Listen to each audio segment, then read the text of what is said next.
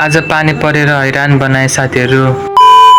High everyone, हजुरलाई स्वागत छ मेरो डेफो मिनी ब्लगमा। आशा छ तपाईँहरू पनि सन्चै आरामै हुनुहुन्छ र म पनि एकदमै सन्चै आरामै छु। साथीहरू, म चाहिँ सबभन्दा पहिला बिहान उठेर हात मुख धुएँ अनि ब्रस गरेँ, टाउको नुहाएँ। साथीहरू, आज चाहिँ म तपाईँहरूलाई के देखाउन गइरहेको छु भन्दाखेरि चाहिँ हाम्रो आज करेसो बारीमा के तरकारीहरू फलेको छ म तपाईँहरूलाई देखाउन गइरहेको छु। साथीहरू, हाम्रो बारीमा तरकारी भन्दा घाँस धेरै छ। हामीले चाहिँ साथीहरू घाँस पनि रोपेको छौँ, किनभने बाख्रा छ नि त साथी, त्यही भएर साथीहरू घाँस पनि थोरै रोपेको छौँ। अनि यो एउटा कुरा साथीहरू, यो भेन्डीको फुल होइन, यस्तो राम्रो फुलेको थियो अनि त्यही भएर चाहिँ मैले एउटा सिनेम्याटिक भिडियो एउटा खिचेँ। अनि साथीहरू भेन्डी पनि फलेको थियो, चिब्ली भेन्डी, अनि फर्सीको मुन्टा पनि फलेको थियो। चिब्ली भेन्डी फर्सीको मुन्टाहरू हामीले कति खाइसक्यौँ कि त्यही भएर चाहिँ फेरि पनि फल्न लागिसकेको छ साथीहरू। अनि यो चाहिँ भेन्डा भयो, अनि यो कर्गलो भयो। तरकारीहरू त्यति धेरै छैन साथीहरू, ठिकै आफूलाई पुग्ने जति चाहिँ रोपेको छौँ। अनि यो चाहिँ हाम्रो जङ्गल हो साथी, यो जङ्गलमा चाहिँ हामी कहिले कसो दाउरा घाँसहरू लिन जान्छौँ साथी। यो बारी चाहिँ साथीहरू हाम्रो घर पछाडिको भयो, त्यति धेरै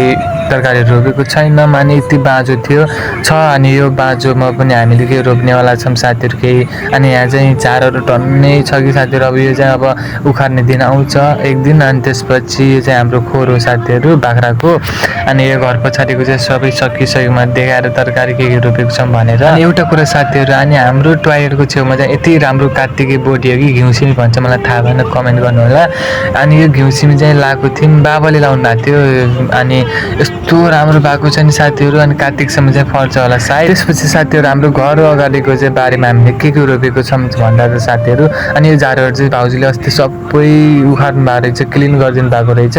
अनि यता बारमा चाहिँ हामीले घिउसिमी रोपेको छौँ, यो पनि कार्तिकसम्म खाने बेला हुन्छ। हामी चाहिँ अहिले त्यति तरकारी रोपेको छौँ साथीहरू। अब अनि पानी परिरहेको छ नि त साथीहरू, त्यही भएर चाहिँ अहिले रोप्ने वातावरण नै छैन कि साथीहरू। अनि एकछिनपछि चाहिँ मैले खाना खाएँ अनि काममा जानको लागि निक्लिएँ साथीहरू साइकलमा। साथीहरू, यो चाहिँ मेरो होइन डेफो मिनी ब्लग हो है। अनि म चाहिँ 4-5वटा मिनी ब्लग हालिसकेको छु, त्यसमा चाहिँ केही सपोर्ट पनि पाएको छैन कि, न भ्युज आएको छ, न लाइक आएको छ, न कमेन्ट आएको छ साथीहरू, न भ्युज आएको छ। त्यही भएर चाहिँ मलाई यस्तो कतिखेर त मिनी ब्लग हालिदिनु जस्तो लाग्छ कि, अनि हुँदैन। म 100 डेजको मिनी ब्लग च्यालेन्ज गरेको छु नि त साथीहरू, त्यही भएर चाहिँ म 100 डेज मिनी ब्लग च्यालेन्ज पुरा गरेर मात्र छोड्छु भनेको छु। 100 डेज मिनी ब्लग च्यालेन्ज गरुन्जेलसम्म चाहिँ केही सपोर्ट आएन भने चाहिँ म छोडिदिन्छु साथीहरू।